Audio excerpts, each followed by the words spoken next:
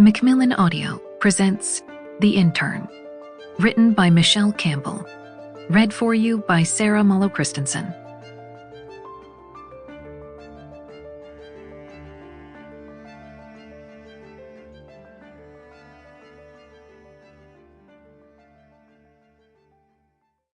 Part 1.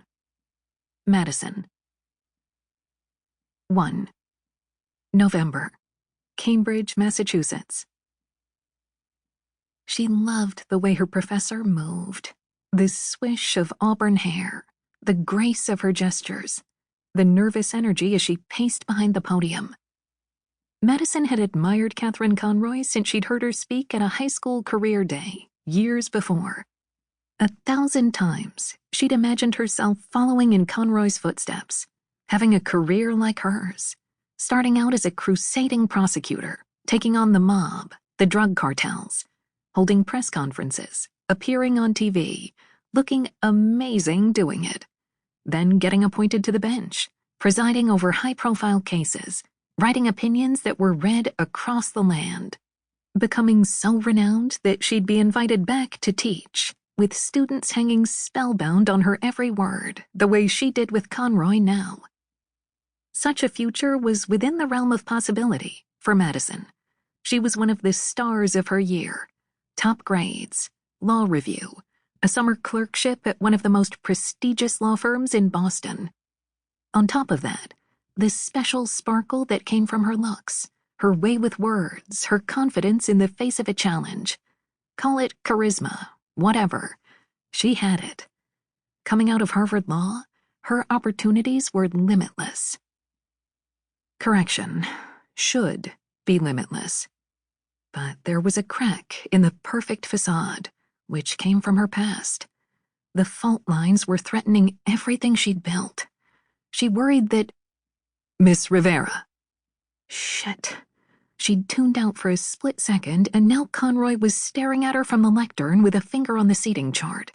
She had no idea what the question was.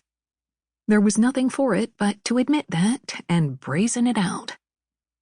"I apologize, Professor, but could you repeat the question?"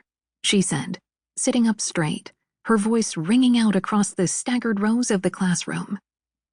People turned to take notice when Madison spoke, just as they did with Conroy.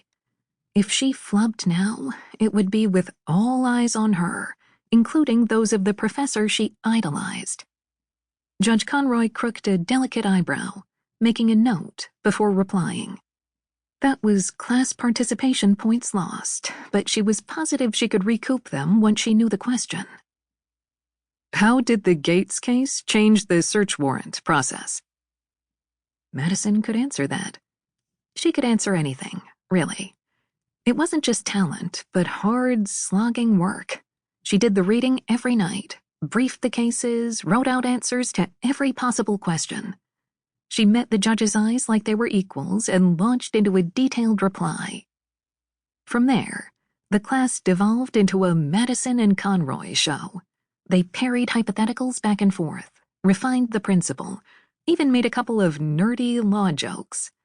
By the time the judge glanced at her watch and called time, she'd redeemed herself in Conroy's eyes and cemented her position as the whiz kid who never missed. Classmates on either side high-fived her as they got up to leave. Now the race was on for FaceTime with Conroy. Madison was in the middle of a row, locked in as her classmates took their time shutting their laptops, putting on coats, gathering their things.